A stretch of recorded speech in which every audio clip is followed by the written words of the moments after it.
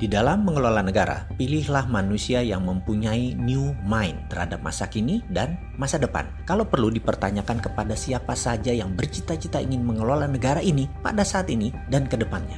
Pertanyaannya sederhana, apakah sekarang dunia masuk ke resesi atau decoupling? Nah, bisa nggak dia jawab? Faham nggak dia? Rinci nggak jawabannya, memandang dan memberikan solusi kekinian? Kita bantu deh memberi gambaran sekilas agar pemimpin tersebut bisa menjawab. Resesi itu menghitungnya dari hal yang umum, pertumbuhan ekonomi negatif. Kebanyakan ekonomi negatif terjadi karena faktor eksternal, di mana pemerintah yang pola pikirnya sederhana tidak pernah siap dengan keterkejutan. Namun, kalau decoupling itu perubahan fundamental dalam parameter ekonomi makro dan dalam kehidupan manusia. Dan entah bagaimana sejak 6 bulan yang lalu saya mengatakan sekarang decoupling. Bahkan sebelum COVID dan resesi saya sudah mengatakan sekarang decoupling. Ada kok rekam jejaknya saya mengatakan hal tersebut. Karena pendapat bahwa dunia decoupling atau bahasa sederhananya adalah keterputusan dengan masa lalu. Maka kelolaan organisasi harus berubah. Untuk hal ini sejak 1 tahun yang lalu organisasi kami sudah bergeser ke arah digital secara murni. Yang mana semua dibangun sejak 2018.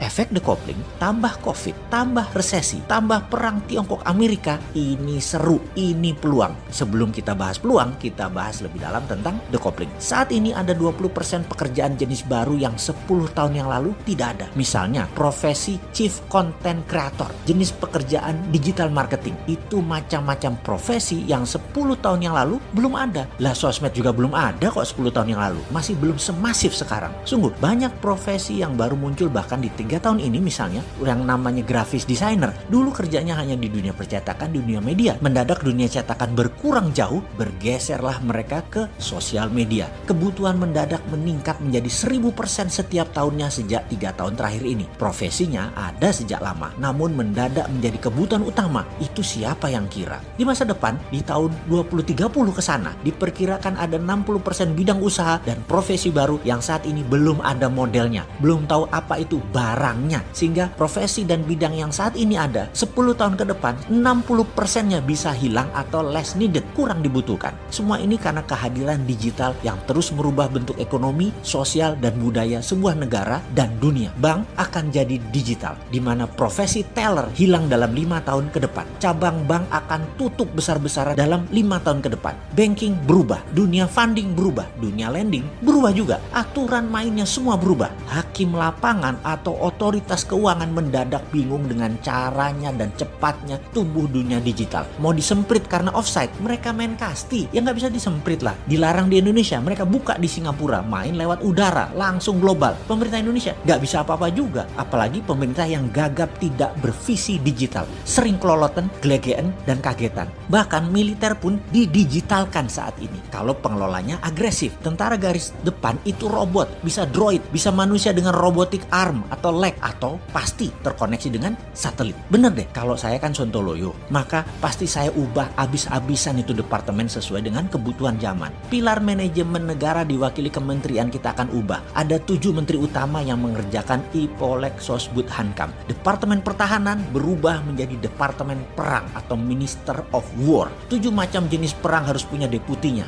Military warfare, digital data informational warfare, economic warfare, biological warfare, dan lain sebagainya. Juga untuk Indonesia mendapatkan pemimpin terbaik, juga rapih tata kelola negaranya. Akan ada lagi yang namanya Dewan Pertimbangan Agung atau DPA. DPA adalah wakil dari para pemangku adat, ulama, dan trah kasultanan Keraton Nusantara. Kemudian juga akan hadir lagi fraksi TNI, Polri, dan ASN masuk DPR kembali, di mana suara di Komisi TNI, Polri, dan ASN masing-masing 5%. Semua wakil rakyat dari TNI, Polri, dan ASN adalah pejabat yang masih aktif yang bisa dipergilirkan setiap 1, 2, 3 tahun tergantung pimpinan mereka. Dalam pemilihan presiden, suara rakyat adalah 80%, suara DPR 10%, suara DPR DPA 5%, suara MPR 5%. DPR, MPR, DPA menyetujui GBHN garis besar haluan negara 100 tahun Indonesia, di mana setiap pemerintahan yang menjabat harus mempunyai cara untuk mencapai target tersebut atau nation interest tersebut. Misalnya, GBHN Indonesia Emas 100 tahun merdeka, yaitu di tahun 2045, yaitu 25 tahun dari sekarang. Indonesia memiliki kekuatan pendidikan nomor 3 besar, ekonomi nomor 2 besar dunia, teknologi 3 besar dunia, sistem kesehatan 3 besar dunia, kendali pangan nomor 1 terbesar di dunia, pertahanan keamanan nomor 3 terbesar di dunia, kendali informasi nomor 3 besar dunia, kendali sistem keuangan 3 besar dunia, kendali energi terbarukan dan baterai nomor 1 di dunia. Lalu dalam 75 tahun kemudian, hingga tahun 2120, Indonesia kendalikan sepertiga dunia secara pengaruh di bidang budaya, kesenian, keuangan, teknologi, kesehatan, informasi, dan menjadi pemimpin dalam mengeksplor kehidupan manusia di Mars. Mars menjadi the next frontier, di mana mineral tambang adalah sumber yang dapat membuat bumi menjadi bertahan dalam jangka panjang. Jarak 8 bulan saat ini perjalanan dari bumi ke Mars hanya 3 hari dalam teknologi yang dipimpin Indonesia di tahun 2120. Saat itu tambang mineral Mars mayoritasnya adalah milik Indonesia.